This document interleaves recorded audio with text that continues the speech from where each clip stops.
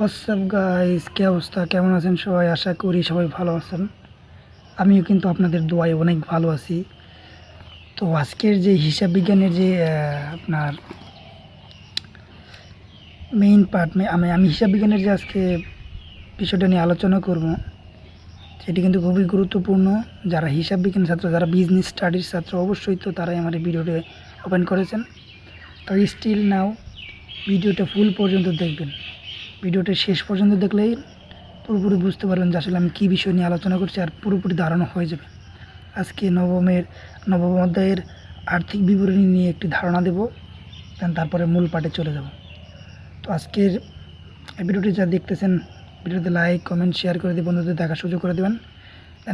এই চ্যানেলটি সাবস্ক্রাইব করে পাশে থেকে বেল আইকন অন করে দেবেন পরবর্তী ভিডিও সবার আগে পাওয়ার জন্য।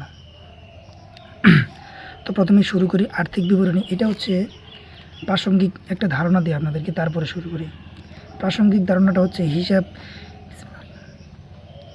হিসাব বিজ্ঞান একটি তথ্য প্রযুক্তি। হিসাব বিজ্ঞান একটি তথ্য পদ্ধতি, ঠিক আছে? ব্যবসায় প্রতিষ্ঠানের সাথে সারা সংশ্লিষ্ট এবং যারা সংশ্লিষ্ট নয় এবং এমন যে কেউ হিসাব বিজ্ঞানের সাহায্যে ব্যবসায় প্রতিষ্ঠান সংক্রান্ত বিভিন্ন তথ্য জানতে পারেন। এই তথ্য প্রদানের জন্য প্রত্যেকটি ব্যবসায় প্রতিষ্ঠান একটি নির্দিষ্ট হিসাবকাল শেষে কতিপয় আর্থিক বিবরণী প্রস্তুত করে থাকে। কোম্পানির ক্ষেত্রে আর্থিক বিবরণী প্রতিবেদন আকারে প্রকাশ করা বাধ্যতামূলক। আধুনিক ব্যবসায়ী জগতে এক মালিকানা ব্যবসায়ে তিনটি বিবরণীতে মোটামুটিভাবে আর্থিক বিবরণী হিসেবে অভিহিত করা হয়। এই তিনটি বিবরণী হলো, আর্থিক বিবরণী কিন্তু তিন ধরনের হয়। এখানে উল্লেখ করা আছে বিশদ আয় বিবরণী এবং মালিকানা স্তব্ধ এবং আর্থিক অবস্থার বিবরণী। এখানে তিনটা বিবরণ উল্লেখ করা আছে। আর এখানে গুরুত্বপূর্ণ শব্দ কিছু আছে, কিওয়ার্ড।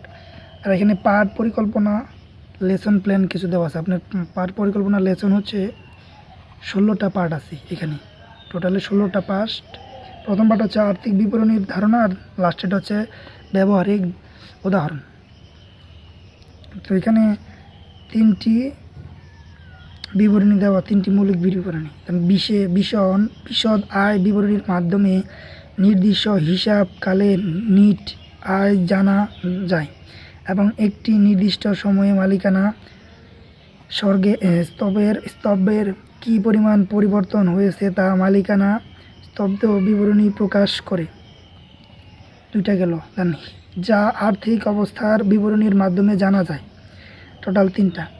মোট কথা, আর্থিক বিবরণীর মাধ্যমে একটি ব্যবসায় প্রতিষ্ঠানের